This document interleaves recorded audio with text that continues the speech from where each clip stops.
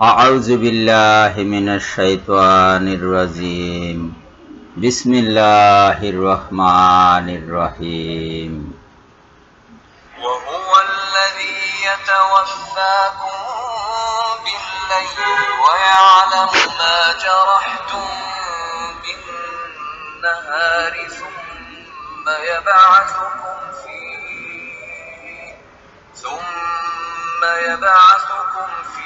ليقضى أجل مسمى ثم إليه مرجعكم ثم ينبئكم بما كنتم تعملون।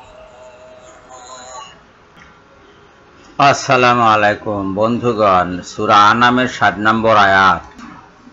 এখানে স্পষ্টত বলা হচ্ছে যে আর সেই মহাপ্রভুই রাত্রিকালের নিদ্রা রূপে তোমাদের নিকট এক প্রকার মৃত্যু ঘটিয়ে থাকেন। তার মানে নিদ্রা মৃত্যুর মতো আর জাগ্রত অবস্থা জীবনের মতো। দিনের বেলা তোমরা যে পরিশ্রম করে থাকো তিনি সেটাও সম্যক পরিজ্ঞাত। অতঃপর তিনি নির্দিষ্ট সময়কাল পূরণের নিমিত্ত তোমাদেরকে নিদ্রা থেকে জাগিয়ে থাকেন। নিদ্রা থেকে তিনি জাগিয়ে দেন, তিনি নিদ্রামগ্ন করেন মানুষকে এবং নিদ্রা থেকে তিনি জাগিয়ে তোলেন। অর্থাৎ তিনি এক প্রকার মৃত্যু ঘটান এবং অতঃপর আবার জীবন দান করে থাকেন। এই আয়াতের অনুসরণে রাসূল সাল্লাল্লাহু আলাইহি ওয়াসাল্লাম মানুষকে শিক্ষা দিয়েছেন নিদ্রাকালে যাতে আমরা নিদ্রার দোয়া পাঠ করে নিদ্রা যাই। আল্লাহুম্মা বিসমিকা আমুতু আহিয়া, আল্লাহর নামে, হে আল্লাহ আমি তোমার নামে নিদ্রা যাচ্ছি, মৃত্যুবরণ করছি এবং তুমি আমাকে জাগিয়ে দেবে। এই হলো দোয়াটার মানে, মর্মার্থ। এখন যারা এই ধরনের প্রতিটা কাজের ক্ষেত্রে মুসলমানদের এই দোয়া পাঠ করা এটাকে যারা ঘৃণা করে, যারা এর বিরোধিতা করে, তারা এই সব আয়াত দেখে না, তারা বলে এগুলো বানানো।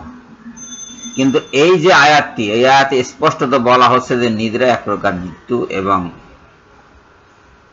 নিদ্রা থেকে জেগে ওঠা, পুনরায় জীবন লাভ করা, পুনরুজ্জীবিত হওয়া। কাজী এই দোয়া যেটা আমরা পাঠ করে থাকি হাদিস অনুসারে, সেই দোয়ার মাঝে কোনো ত্রুটি নাই, বরং এটা কোরআনের অনুসরণ। এই দোয়া পাঠ করা যেমন সুন্নত তেমনি এর ফজিলত আছে। প্রতিটা কাজে আল্লাহর নাম নেওয়া, এটা তো আল্লাহকে খুশি করা, আল্লাহর ইবাদত করা। আল্লাহ মানুষকে তার ইবাদত ছাড়া অন্য কোনো কাজের জন্য সৃষ্টি করেননি।